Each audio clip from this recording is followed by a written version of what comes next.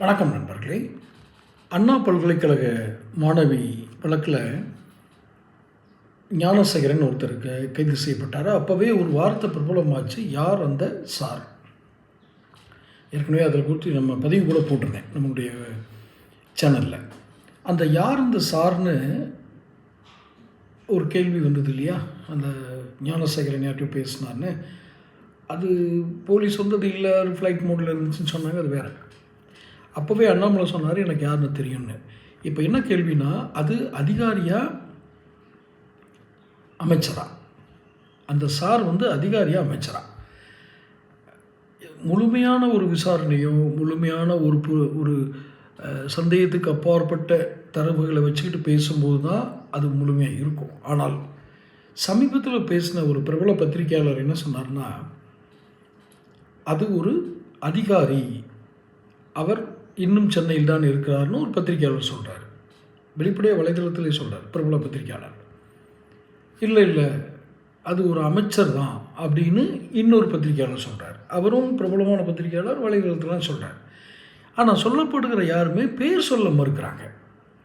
ஆனால் மிக நன்றாக புரிகிறது, இது ஏதோ ஒரு அமைச்சர் அல்லது அதிகாரி, இந்த ரெண்டில் ஒரு பதவியில் இருக்கிறவங்க தான் இந்த யார் இந்த சார்னு எல்லாரும் சந்தேகப்படுற அந்த இடம் இருக்குது. சரி, நடந்து ரொம்ப நாள் ஆச்சு, கேஸ் நடத்தி முடித்து அவர் சிறையில் அடைச்சாச்சு. இதுக்கப்புறம் போய் யார் இந்த சாருங்கிற கண்டுபிடிக்கணுமா அப்படின்னா, இப்போ அந்த சார் பயந்துட்டுருக்கார். நமக்கு வந்த தகவல்கள் அப்படி தான். யார் இந்த சார்னு சொல்லப்படுகிற அல்லது அழைக்கப்படுகிற அவர் உண்மையானவர் இருப்பார்ல, அவர் அமைச்சரோ அதிகாரியோ, உண்மையான அந்த சார் இருக்கார்ல, அவர் இப்போ பயந்துட்டுருக்கார். என்ன காரணத்தினால? அந்த இவர்தான் அந்த நபர் அப்படின்னு நிரூபிக்கக்கூடிய ஆதாரங்கள் எதிர்கட்சிகள் கையில் போய் சேர்ந்துருச்சு.